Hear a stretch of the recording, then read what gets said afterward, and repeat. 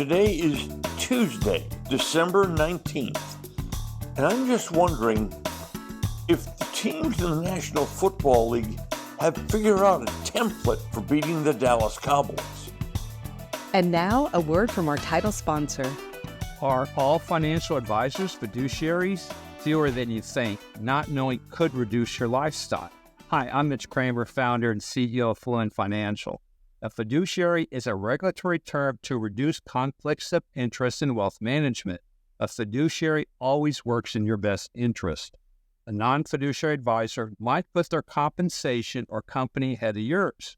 At Fluent Financial, we are certified financial planners acting as fiduciary advisors. To learn more, go to fluentfinancial.com or Fluent Financial's YouTube channel. What's damaged your roof? Hail, water, wind, maybe just age. Oh Hail Roofing is where to turn. They've provided the best options, advice, and solutions, be it residential or commercial. For more than a decade now, you can trust Oh Hail to restore your property expertly. Oh Hail. That's OHHHAIL. OHail.com. With seasonings, there seem to be so many, and then they just sit in your spice cabinet forever. That's not true of Goodness Steak Seasoning. I know the name steak suggests that it's very good on steak, which it is, but Goodness Steak Seasoning is so versatile. Use it on veggies, burgers, soups, even popcorn. Get it by going to the website bringthetasty.com. Goodness, this seasoning is good. Every year in the NFL, teams have 4 to 5 months to figure out each other. Now, some opponents, they're pretty easy to figure out. Carolina, they can't score. Some are very difficult to figure out. San Francisco, when they have quarterback Brock Purdy, running back wide receiver Deebo Samuel, and running back Christian McCaffrey, all healthy enough to start, they've won 18 straight regular season games. Now, I'm wondering about these 10-4 Cowboys, because everybody liked in this area, everybody'd like to see them go further, but it's dependent upon them being able to do some things to teams that may know what they're trying to do to Dallas. It's important now to understand something.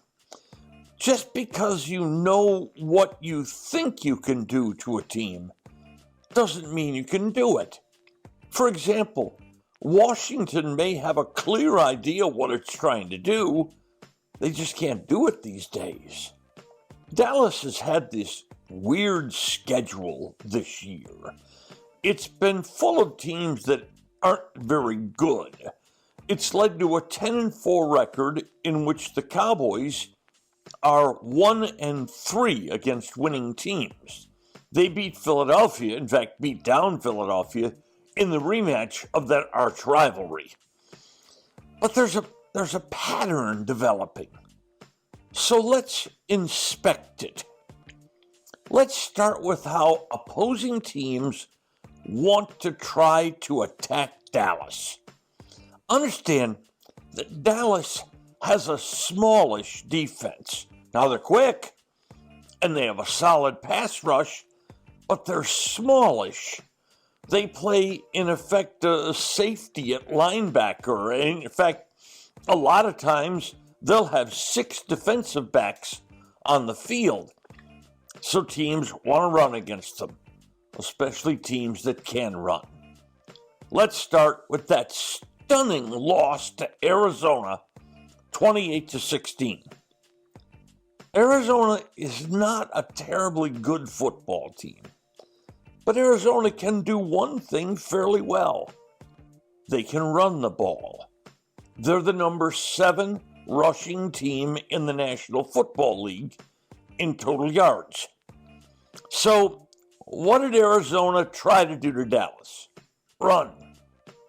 And run, and run, and run. And when they're able to establish a really potent running game, that enables them to help their quarterback make a play or two. So Arizona ran for 222 yards against Dallas, the third most rushing yards a Dallas Quinn defense has permitted since he's been here.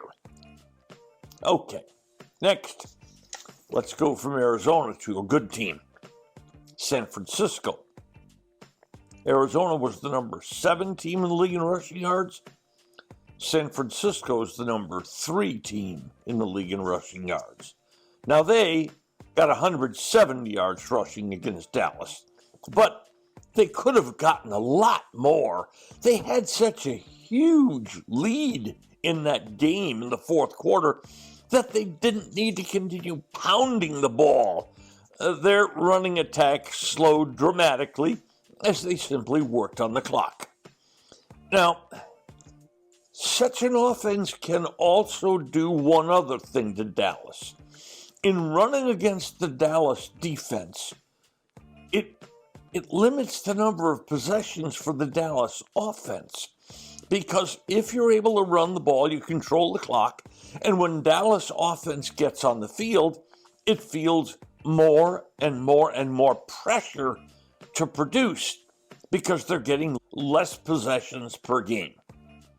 And if you can establish such a solid run game, it really squeezes the Dallas passing attack when Dallas has the ball. Next, let's go to a third team that beat Dallas, the Buffalo Bills. On Sunday, they're the number 6 rushing team in the National Football League. Are you getting a pattern here? And they simply pounded Dallas, pounded them into submission. Buffalo didn't have to throw the ball. Josh Allen didn't have to make any plays because Buffalo ran for an astounding 266 yards, the most ever allowed by a Dan Quinn defense since he's been here as the defensive coordinator. And by the way, the byproduct of this also is if Josh Allen has to throw the ball less and less because the running game is working, well, Josh Allen throws a lot of interceptions. And Dallas is amongst the league leaders there, with league leader in interceptions, Deron Bland. But if the quarterback doesn't have to do much, he's generally not going to turn it over.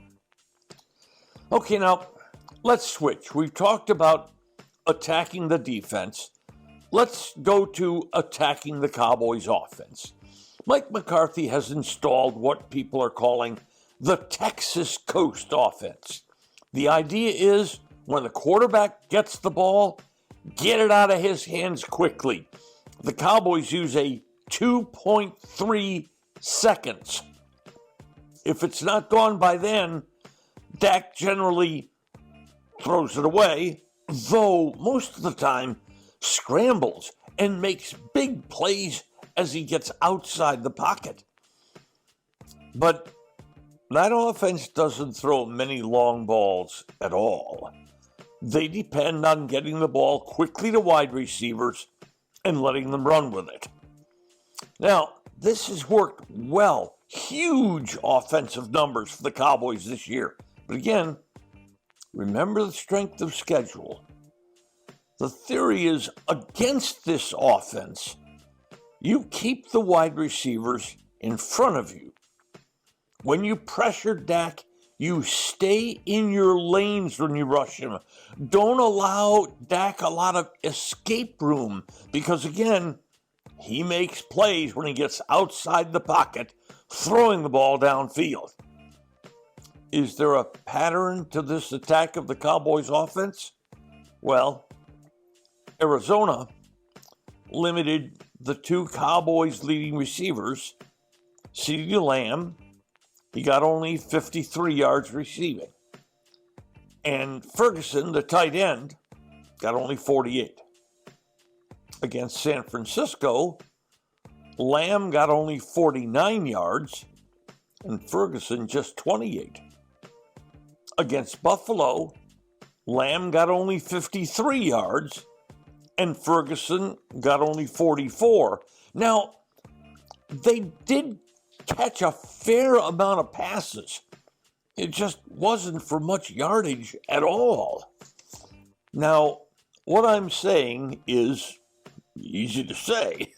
It may not be very easy to do, but then good teams are good teams because they can do that to other teams. And Dallas has some real tests coming.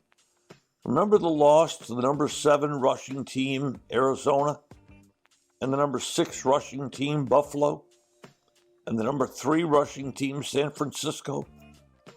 Well, coming this Sunday, they face Miami.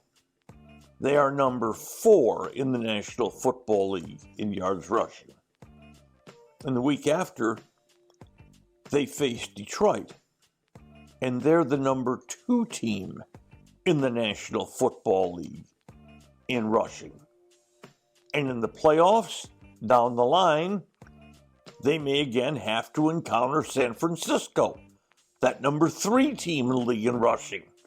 And should they make it to the Super Bowl, the AFC favorite to make it to the big game is Baltimore. And they're the number 1 rushing team in the National Football League. You know, in this league, we love those big, gaudy passing numbers. We love to say our quarterback threw for 300 yards, 400 yards. But passing isn't quite the key in this league, it appears. It's running. Of the top 13 running teams in the league, total running yards for the season, Dallas, by the way, is number 11. 11 of those 13 teams currently hold playoff spots. If Dallas is to go further, they're going to have to figure out how not to have happened to them what happened against Arizona, San Francisco, and Buffalo. And more tests are right around the corner. Today's episode has been brought to you by Fluent Financial, by Oh Hell Roofing, and by Goodness Steak Seasoning. Just Wondering is a production of DSP Media for FanStream Sports. You can find Norm's show along with other great programming at fanstreamsports.com. Thank you for listening to today's episode of Just Wondering. If you enjoyed it, please hit follow. Then each episode every weekday will be delivered straight to you. And if we might ask one more favor, please share it with friends. I'm Norm Hitzges, and every day I'll be just wondering about something. And I'm Mary Hitchkus, and I'm just wondering too.